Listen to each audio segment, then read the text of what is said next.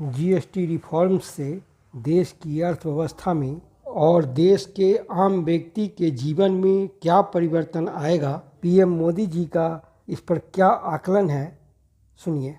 साथियों, अगर जीएसटी में हुए इस रिफॉर्म्स का अगर मैं सार बताऊं तो यही कह सकता हूं कि इससे भारत की शानदार अर्थव्यवस्था में पंचरत्न जुड़े हैं।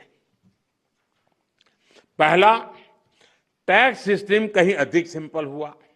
दूसरा, भारत के नागरिकों की क्वालिटी ऑफ लाइफ और बढ़ेगी। तीसरा, कंजम्पशन और ग्रोथ दोनों को नया बूस्टर मिलेगा।